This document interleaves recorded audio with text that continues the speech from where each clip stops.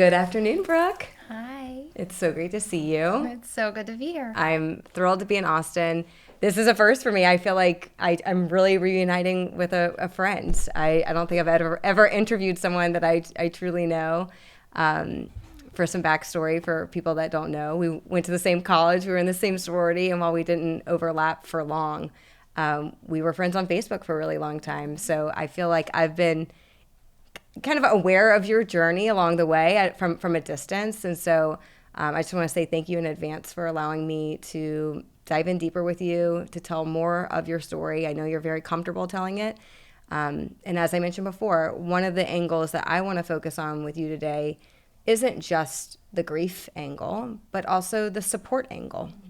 My hope is for this interview is that for anyone who knows someone that's experienced what you have, is that they can use this as a guide to know how to show up for others in these really horrible and challenging, tough times. So thank you. Of course. Before we begin, I'd love for you just to briefly introduce yourself to those that might not be familiar with Brooke Weinstein. Sure. Well, I am Dr. Brooke Weinstein. I am a doctor of occupational therapy.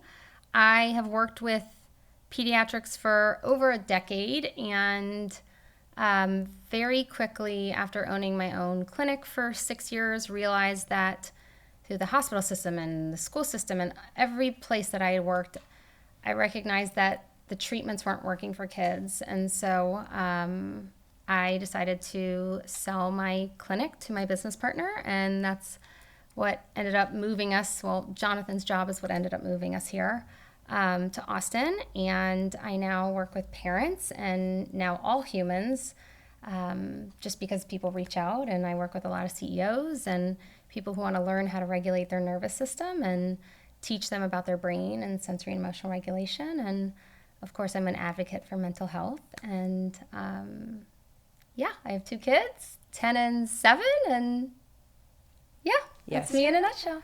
So let's talk about it, because you have this competency, this academic and professional competency in sensory trauma, and you've been through quite a bit of trauma yourself. So if you don't mind, please share a little bit more about your background, your marriage, and kind of what has led you to this moment, and we'll go from there. Sure. For anyone who doesn't know, I am widowed, so I guess I'll start with the end and then go back to the beginning. I met Jonathan when I was in graduate school, and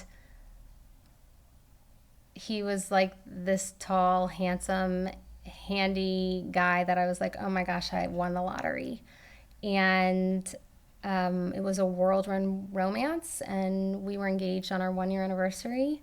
He brought me right back to the ballroom where we first met, and we got married about 1.5 years later. And I think that I, now looking back, could have seen some of the signs of Jonathan and his depression and struggle with depression, but I always had a reason of like, oh, but it's just this, or it's the stress of the wedding, or it's this, or it's that.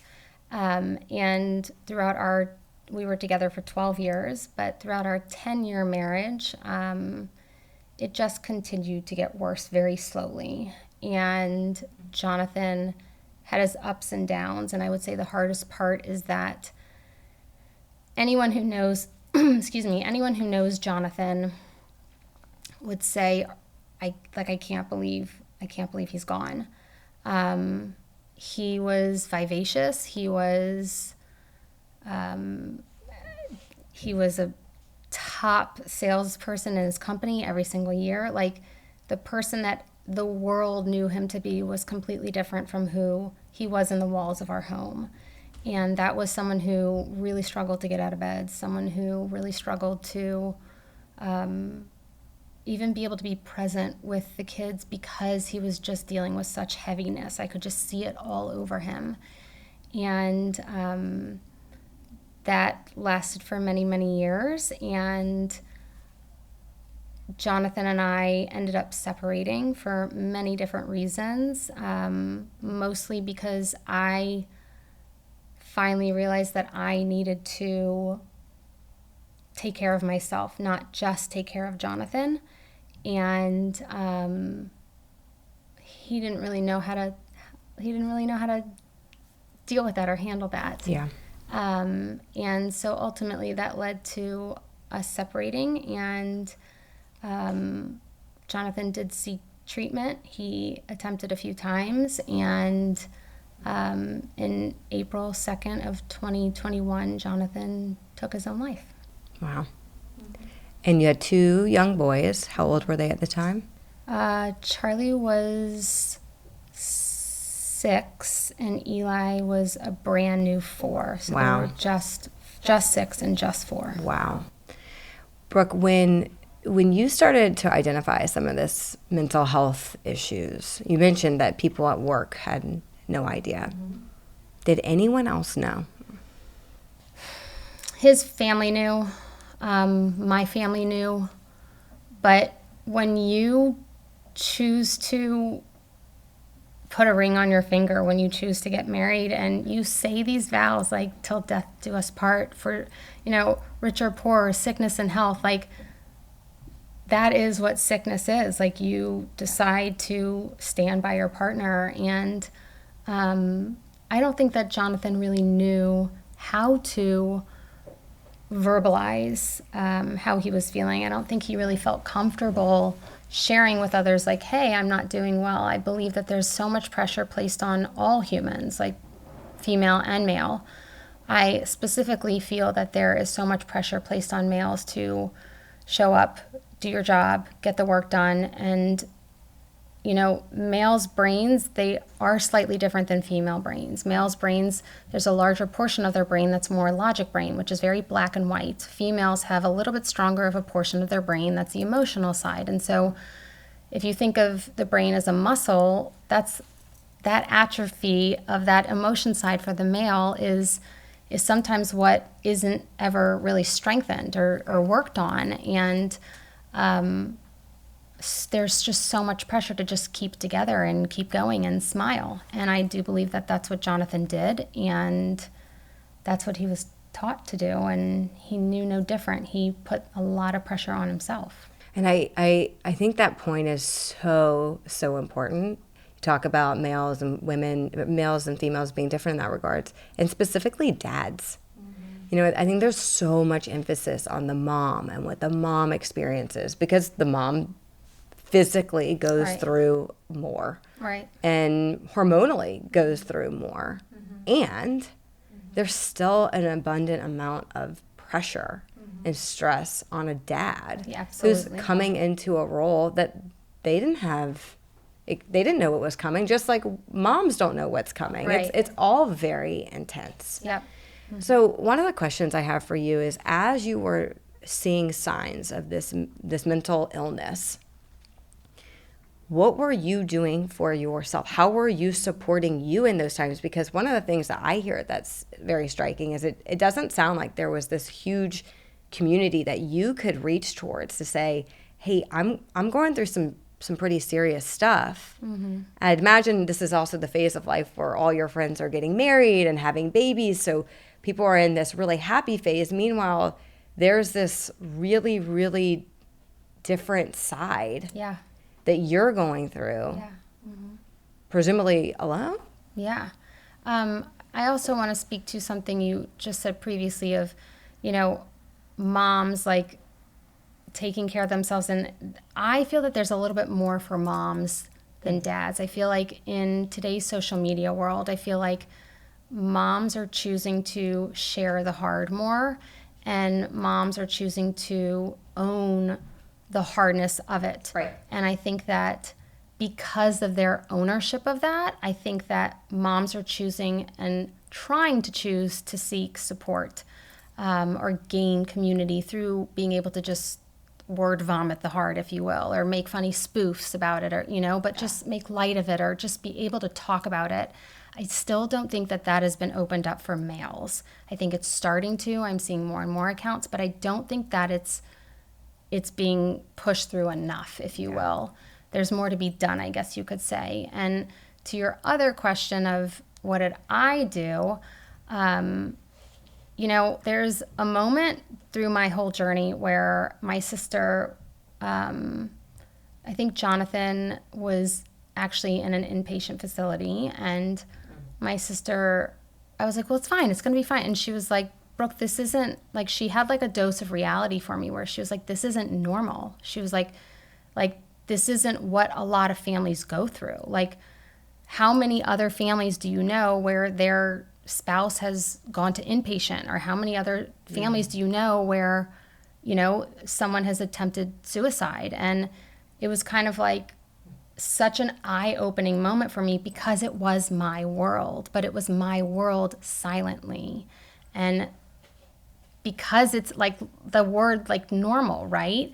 So you think of this as what a typical family should look like, or the white picket fence. And how do you reach out to someone and you say, hey, my husband's like having really dark thoughts, and like, hey, like, I mean, sometimes John was away on, a work trip. That's where Daddy was. Like, Daddy was on a work trip for a really long time. And I should have talked about it more. I think that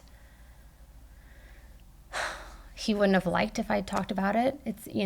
So it's a double-edged sword. Yeah, like, it's you his want to respect his private life. privacy, and Yeah. at the same time, you need to seek some refuge. Yeah, and it's a really big, and that's why I speak about it so often now, is because the stigma needs to be taken away, in terms of, if you're struggling, you're weak, or if you're struggling, it's not normal, right? Because maybe I didn't know other, people my age who their one spouse or another was having thoughts of, wanting to hurt themselves, or someone going into an inpatient facility. Maybe I didn't know those types of people, Right. but I'm sure others were struggling. And now that I've been through it, and now that I'm vocal, I know a million people who are struggling. So let me ask you, having been through everything you've been through, what would you have done differently for yourself in those years where you knew there was a problem? You knew that this was not normal.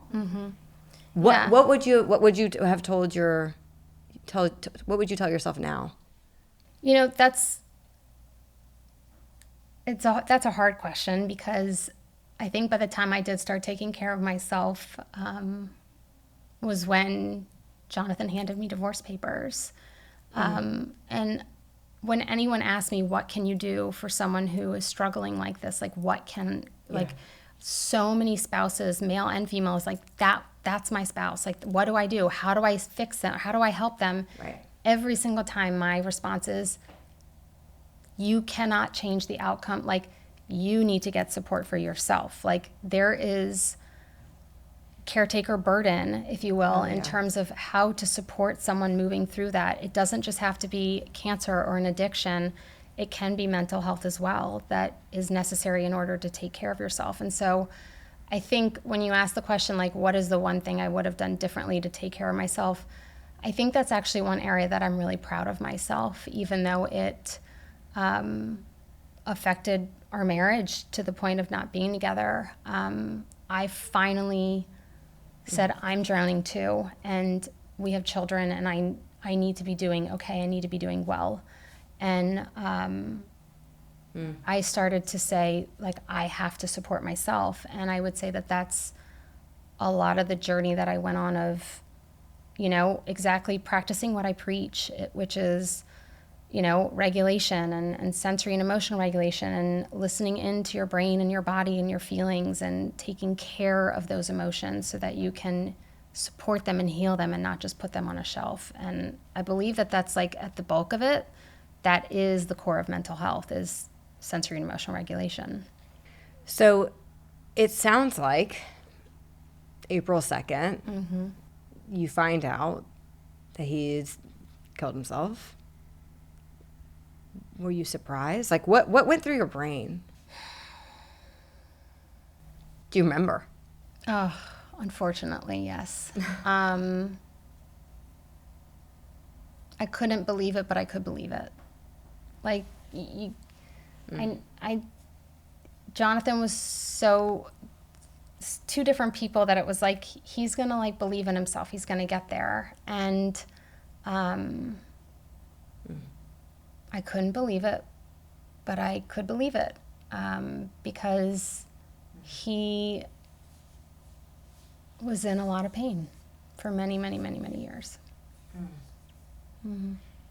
So typically, in our culture, in our society, someone dies, and there is just an avalanche of support that begins to pour in, whether that's through words or action, prayer. You see it through phone calls, emails, text messages. Given the stigma of mental illness, given where you were in your relationship with him, which adds a completely different layer to this, what happened for you? It was a mix, I would say. People tried. I'm not quite sure it was in the way that I needed. People did try, but I also had zero energy to give. So, I think a lot of people can relate to, like, oh, one of my best friends just had a baby. I'm going to go visit the baby. And I didn't want anyone visiting me after I had my kids. I wanted to just have a bun in my hair, be dirty. I had milk just dripping everywhere. Yeah. We can chat in a few months. Yeah. I'll see you on the other side of this, this little bit of a nightmare to heal in the whole thing. And so I think that sometimes we feel that everyone needs to flock, and that for some people works. But it also requires, when you move through grief, whether it's something what I've been through, or no matter what it looks like, your body is exhausted. It takes a toll on your brain and your body. And everyone sent either, food or gift cards or things like that for us to make sure that we had food. Usually I would have been sure, whatever people send is fine. I was a little bit more of you know what? If y'all are going to send it, how about you send from these restaurants or things that we will actually eat? So I tried a little bit harder, but it was very uncomfortable for me to ask for that. And I think that we as a society have a really hard time asking for help just in general. A few came over to visit, and it just felt exhausting, if you will, almost needing to entertain or put on a face, or just and it's exhausting to talk about it over and over and over, especially right when it first happens. And because of the situation or the state of where Jonathan and I were, I think it was, friends were all supportive, but it was quite interesting on the family front, and we are all in a very good place now. My sister-in-law, if you will, is actually here right now in town visiting the kids and here for work. We're in a really good place, and I am with some of Jonathan's family, but that did not come without a really rocky road. Really difficult road.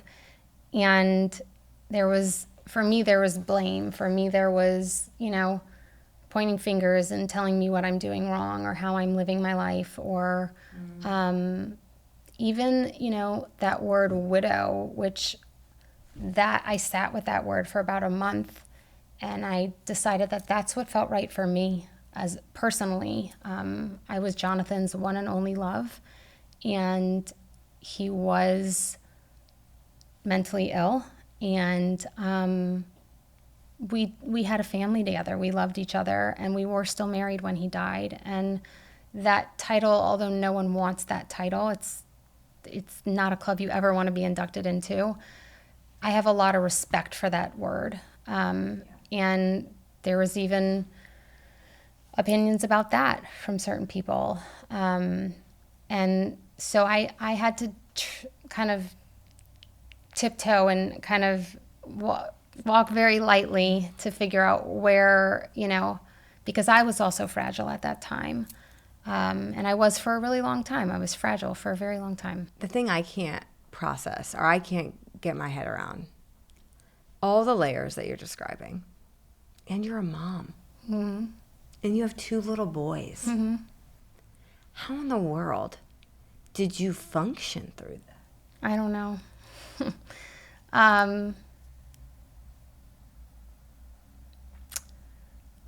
I was very, very blessed to have a nanny who was with us before John died. And she knew enough to where she knew this might happen as well. And she and her husband were unbelievable to us. Her husband stepped in to make sure that the boys had some male role in their life. No male friends of mine, no husbands or on Jonathan's side or my friends picked up and jumped in.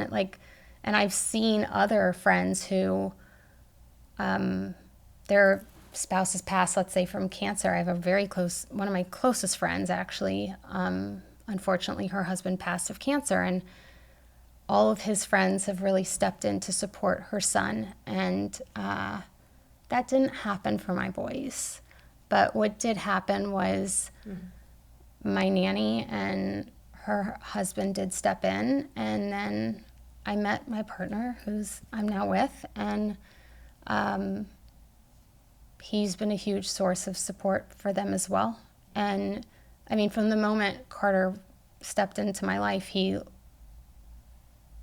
met them, and then we had conversations, and I shared intimately of like how they're struggling and what's going on with them. And he was like, I see kids who really need a male figure in their life. And there's many same-sex marriages. There's many children who grow up with 2 moms or 2 dads. So it's not like there has to be a female and there has to be a male. But my little boys are growing up with a mom who danced and enjoys, I don't know, makeup and clothes and jewelry and purses. I don't know. And I have no idea what to talk about with their penises. Like someone else needs to have that conversation with them. So Carter has taken that role on for me. But I don't really know how I did it in the beginning. I think I did it off of a lot of fight or flight energy. I think I did it off of staying focused and continuing pushing on with my business, and that gave me a purpose. I really leaned in to work, I would say, as well as the community of individuals who did know what was going on. And I got through it. I want to quote, I looked back at something you wrote. I'm going to repeat it back to you because I thought it was so eloquent. Well, thank you. You said, humans didn't lose their resiliency because we treated each other too sensitively. Humans lost resiliency because we lost one of the most fundamental resources we used to live with, a village. I think that's such a powerful statement. And what you're saying is that everyone's village looks a little different. Absolutely. So if you're finding yourself in these situations, maybe it's not your parents or your siblings you can turn to. Maybe it is your nanny or a neighbor down the street, these people that you wouldn't traditionally view as like your core tribe. But you have to find someone. You have to find some bodies to fill that space, especially in the early days of trauma, where you're truly, it was fight or flight, like you said. I think walking side by side with someone who is going through something is the most selfless thing you can do. And I am sure you've probably even heard it on this podcast before that not all friendships make it, or, you learn who your people are through it. And, I heartbreakingly and sadly lost some along the way from this. But it was because when you are moving through grief, when you are moving through something like this, you literally don't have the capacity to look outside of yourself. It is not that you don't care. It is not that you're being selfish. It's Right. you literally don't have the capacity, and you are fighting every single day to continue getting out of bed and give the capacity to what is necessary. But with that, you also find strength you never thought you had, and you do have moments where you're really proud of yourself, and you're like, oh, I kicked ass there. Like, okay, I did that. Like there's definitely moments where I'm like, I can't believe I did that. I'm so proud of myself.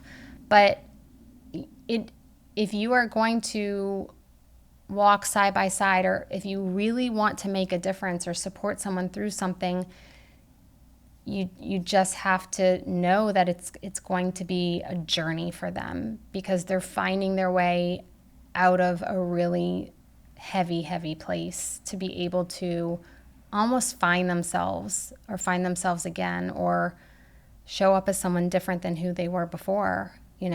I think that point is also very impactful, because again, we live in a culture where people rush at the point of diagnosis, if it's a diagnosis related, or at loss. Mm-hmm. People are there. They're ready. They want, especially up into a funeral, depending on your traditions, maybe it's a week longer, a year longer. Mm-hmm. And what you're saying is that it's really about like staying in touch. Yes. Like it's maintaining that contact. That is like the number one biggest thing I could recommend is, I remember the people who, and I'm not necessarily even that close with them. I remember a very, like literally their names, and I will never forget, like texted and then texted again a week later and then texted again a month later. And I was like, I'll be damned. Like, wow. I can't believe she was thinking of me. And it's, the food and the flowers and the edible arrangements, like I am so appreciative. Like I don't want to knock them, especially if anyone listens to this and they were one of the ones who sent me edible arrangements. But like I can't thank you enough. That means that they were saying, hey, I'm thinking of you. Hey, I see you. Like, hey, I know you're struggling. And like all of those mean something. I don't want to minimize that, but it's choosing to check in, or it's choosing to, instead of coming over and just sitting, like this is so uncomfortable for me to say, FYI, but like maybe help with the laundry, or like maybe do something, or be like, hey, Brooke, you go, like I'm shutting your door. I'm going to lock it from the outside. I don't know how you could do that, but I'm going to lock it. You are going to stay there, and I am going to do something around the house for an hour or two. And I think that we don't want to step on toes. Because there is, like I said, a fine line between, I did want some privacy because I was so exhausted, but what I could have used in that time was someone saying, you know what, like I've got you, like you go lay down. And it was even hard for me to lay down when my nanny was there. She's like, I hope you one day get to the point where when you're here, if you need rest, you go lay down, even if I'm doing something. And I always use that time of being like, okay, I have two hands rather than one, two bodies here. So like all the more reason to get things done as much as I can get done right now while she's here. And then once she's gone, then I'm on my own, So long-term help is really the key. I joke all the time that we live in a world of cash and casseroles. And we do. Mm-hmm. That's what we know. That's what we've been designed to give and support. And as you kind of continue to peel back the layers of people that are actually navigating tough times, what you'll learn, it's not, to your point, it's not that those things aren't helpful. Right. But there are more impactful things. There are more impactful gestures that over time can make a far more lasting impression and create a much more meaningful outcome for the person that you love. Mm-hmm. And so I think it's important to be able to say, and two things can be true at the same time. Thank you for these gift cards. Thank you for this money. And if you really want to be helpful, check in with me in a month or two. Mm-hmm. When my life gets back to normal and everyone's gone back to their normal life. Mm-hmm. And now I'm a single mom raising two little boys without their dad. And frankly, a lot to explain to them over time, which is what you're navigating even today, right? Mm-hmm. Mm-hmm. Yeah. But we don't know how to say those things. Like, we don't know how to say, please check on me in a month. We don't know how to say that because it's like a fog. It is like a fog for the first, especially few weeks and especially first few months. And we went from having, and there's many different reasons why people need support. But for me, I went from having someone who I'm used to leaning on, or like if you have a spouse, right? And then it's like, oh, wait, I'm supposed to ask this person who we all know we have struggles. We all know that parenthood and like life is not easy. Like it's, and especially in today's world with hustle culture and go, like we're all effing exhausted, So it's like, how do I look at someone and say, can you come like do my laundry in a month? Like, could you maybe do that? That is excruciatingly difficult. And I doubt you will ever hear someone ask that, because we know the other person is going through their own stuff. We know the other person has laundry to do as well, and dishes to do as well, and putting their kids to bed. And so it's a really hard one for us to figure out how to request our needs. It's really hard. It's hard to ask and accept help. Accept it is another one. It's very hard to accept it. It feels uncomfortable because we know that everyone is already exhausted, No, it's important. One of the last questions I have before our rapid fire. It sounds like you had in those moments a lot of things said to you, sent to you, which should be avoided at all costs. With mental illness in particular, were there things or are there things you recommend someone say to someone who went through what you went through? Because there is such an enormous stigma around mental illness, mental health, suicide. Those are words that make people really uncomfortable. So a lot of times they just choose not to say anything because they can't comprehend it. I mean, it is truly incomprehensible. I think the hardest thing anyone said to me was like, I understand. I'm like, I'm like, you don't understand. And luckily they don't. Like, I'm grateful that not everyone for good reason you don't understand. Yeah.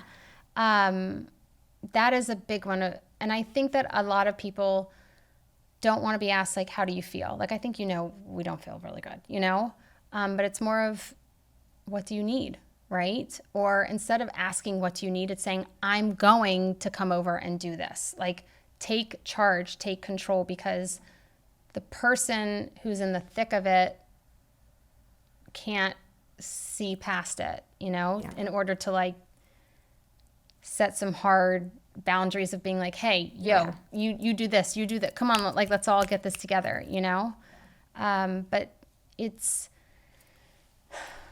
okay to, I would say, okay to ask questions, especially I would say in a passing like this, because they may want to talk about it, but they may not know that you're comfortable going there. Good point. Really and good point. I will say that if you ask a question that hits a nerve, I guarantee you we absolutely have the strength to say, I just can't talk about that right now, or like, it's too much for me, because they're feeling the weight of it. So they will be able to say, I really appreciate you asking that, but I can't go there. I don't think that any question is too nosy. And the reason I'm saying that is because the way in which a lot of people heal is by talking. And if you're not talking, and if no one's asking these questions, then who are you going to talk to about the hard stuff? It can't just be once a week with a therapist. It has to be able to, because there's many times where I was at an event, or I was sitting somewhere and I was like, I should be like enjoying this, but yet all I can think about is like, I could give two shits about your kid's soccer schedule. Like, now I'm there. Like, I care about the soccer schedule. Like, I'm 3 years out, so I'm good. But like, in the first year, maybe even 2, I was like, you have no idea. Like, why are we sweating the small stuff? And so you'll go to events, you'll show up, you'll try to push through, but like, your brain is just somewhere else. Your brain is really wanting to talk about the heavy, to be able to process through it and to get through it and to check in. Or you can say something like, just checking in. Is there anything like you want to talk about? And like, I'm really saying, like, I'm happy to listen, Or just, I'm still here for you. Yeah. Like, just knowing that, like, people are still thinking about you. Yeah. When people would drop things off at my door, and sometimes they still do randomly throughout the years, you know, for like Jewish holidays, I'd get like a huge basket of stuff. I'm like, oh, I didn't even realize it was that day. Like, oh, great. You know, like that's how like in a fog we are at times. And those are the things you remember of just someone doing it without asking, someone just saying, you know what, like that's something I want to do. But I also think it's important for the individuals who are listening to this, who are like wanting to understand, like, what can I do for someone?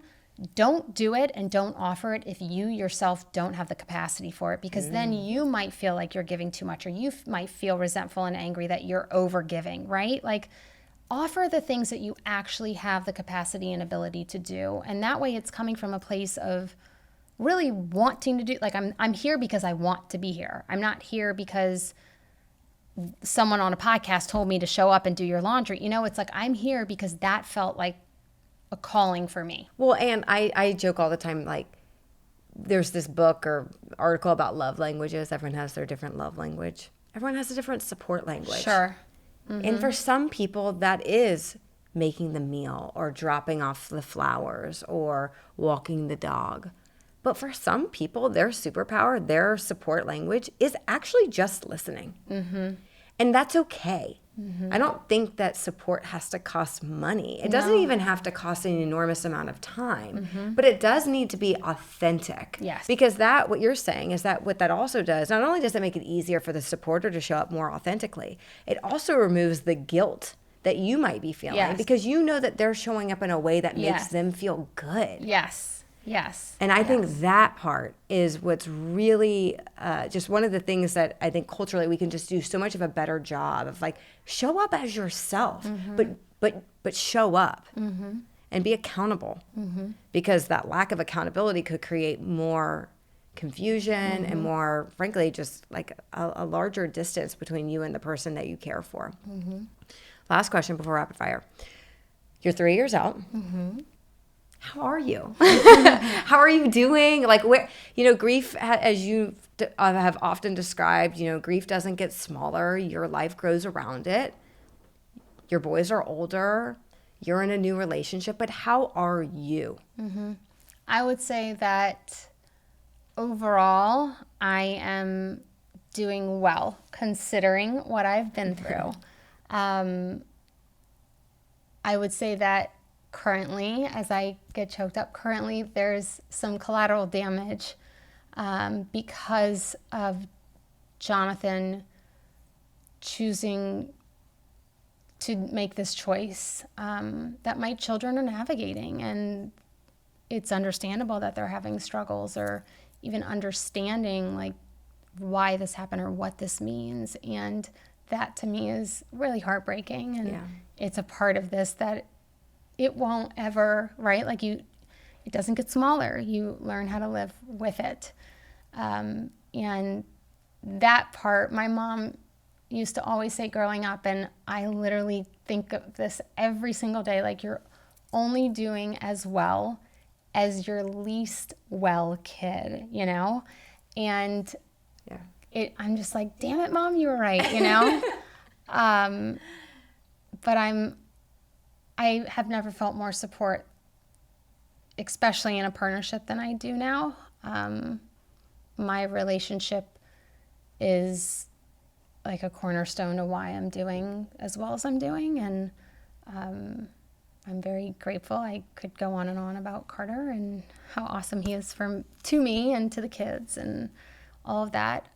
But, you know, one day at a time. And I still love doing my work, and I love working with my clients, and there's so many things for me to be grateful for, and I see that spark in me come back little by little, you know, in moments. And some months are better than others, some days are better than others, some hours are better than others, but I absolutely am very proud of how I've made it through the storm, because I believe that anyone going through anything like this you have to find strength. Like, you have to you find strength you never knew you had.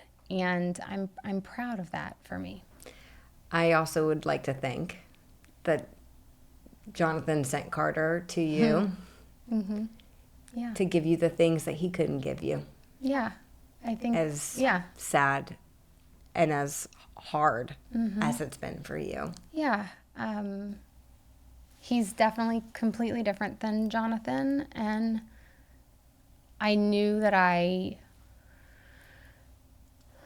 there are certain things I was unwilling to compromise on, if you will. And of course, making sure to make the right choice. I, struggled for a while with like, how did I make that choice? How did I how am I here? Like, how did I do this? How did I make all these choices that led to this? So, yeah, there are certain things that I made sure to do differently this time. Yeah. All right, we're going to move to rapid fire, and then I promise we'll wrap. Okay. Thank you. You're doing great. This is wonderful. So give me 2 seconds here. I'm going to ask you, I'm going to ask you 8 questions. Okay. So these don't have to be one word, but just kind of like I'm very long-winded, so I'll try and make them short. Me too. So we're not going to stick to the rules too much. Actually, I'm going to skip this one. We'll just do 7. Best gift or gesture someone did for you after Jonathan passed. Oh, there's this really cute thing that someone gave me. There are many cute things. I would say, okay, all right, hold on. I'm getting my thoughts together. All right, this is the answer. I think that it was really helpful that when people sent food, it was with the dietary restrictions that I am a pain in the butt and asked for, because I have Hashimoto's and I'm gluten-free and dairy-free, and I was very appreciative of that. Yeah. That way it wasn't just like eating a bunch of crap and then feeling worse because of a flare from my Hashimoto's. So I appreciate that. There was something I got where there was like a blanket and a ladle and like a ladle and like a mix of like chicken noodle soup. And I was like, this is so cute. And it was really sweet. And of course the kids loved the blanket. And I don't know, when you think of being sick, you think of like chicken noodle soup or like, something like that. So that was really, really special. And then I think most importantly, it was the ones who kept reaching out. And it wasn't in a form of a gift. It was, just, hey, checking in. Even if I had nothing to say back, it was just, wow, they took a moment to think about me. Yeah. Biggest change you've seen in yourself since Jonathan died? How long do you have? My flight's at 8, but we're good. Okay. All right. Hold on. Let me I think that I am a lot stronger of a human than I was prior to. I'm not a people pleaser anymore. I am not a perfectionist. I am who I am and accept who I am. I'm a lot more able to say, yep, nope, that's not going to work for me, and say it unapologetically rather than, ooh, are they going to be upset? You know? Yeah. And I think just being confident in the person that I am, I would say is the biggest thing. Beautiful.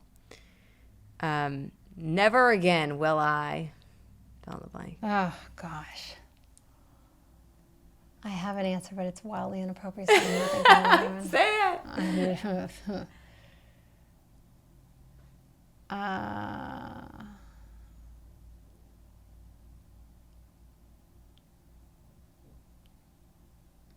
I think it's a lot of different things. Like, never again will I, allow a spouse or a partner or anyone to hide behind, a mental illness or a struggle.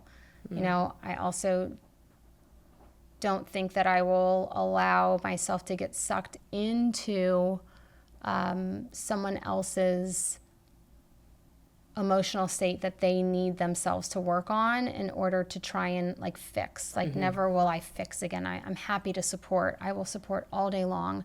But supporting means walking side by side rather than trying to be the master creator of the world and think, okay, if I just do this one thing, it'll fix it. Okay, if I just do this thing, it'll fix it. So I'm not interested in fixing anymore, really just supporting. Beautiful. Mental illness is?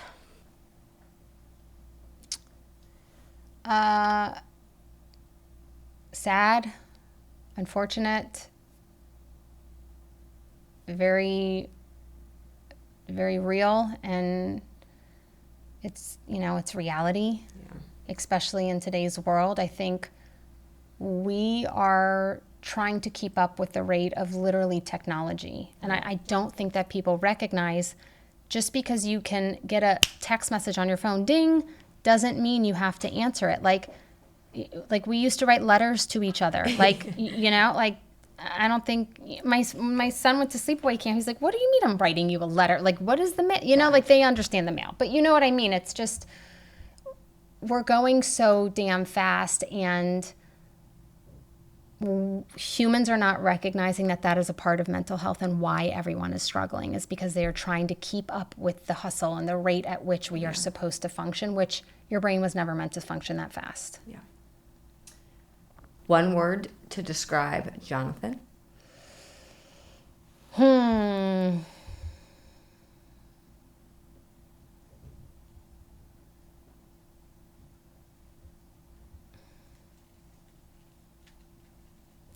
Lonely, I would say. I mean, there's a lot of other words, but lonely. Even with tons of support, very lonely. One word to describe Carter? Carter's a badass. He's a badass. And one word to describe yourself? Strong. You're really strong. Resilient. Yeah. Thank you so much. I was thinking about this even when I was preparing for this on the plane, about how proud I am of you. Oh, thank you. And it's really cool to hear you acknowledged on this interview multiple times how proud you are of yourself. I feel like so many times we overlook as humans saying, gosh, I'm proud of myself for doing something, whether that's professionally, personally, in our relationships. It's so important to remind ourselves, like, man, I'm doing some really amazing things. But you are really doing some amazing things. And I can't tell you, I've wrestled with this topic and bringing this topic up a number of times. And I have waited and waited and waited to do it because I wanted to find someone that could speak to it, not just because they've experienced it, but because they have an authority on it, both from a personal perspective, but also professionally. Like you have a gift. Thank you. And I'm so proud to know you. I'm so proud to watch you shine your light on so many people, not just moms, not just women, people. Thank you. Because what you're talking about is so important. It's a stigma, especially as we talked about before with men. And so I know that you constantly, every day you have to put one foot in front of in front of the other and keep pushing forward. But thank you for keep pushing forward, because you're helping a lot of people in the process. Thank you. I appreciate that. I think by feeling my feelings and allowing myself to feel my feelings, I know how hard some of those feelings are. And then I can look back and say, wow, I did that. Like I sat in the muck, or I allowed myself to, like, there were days where I was like curdling over, crying in my bathroom, just like to the point where like my eyes were so puffy. And as I was crying, I was like, I know this is exactly what I need to be doing right now. Like, I know this is exactly where I'm meant to be, and this is what I should be doing right now. It wasn't, when am I going to stop crying, or when is this going to go away?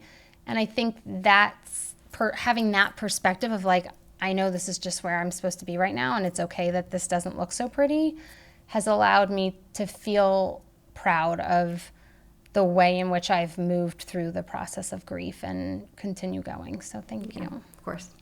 Thank you.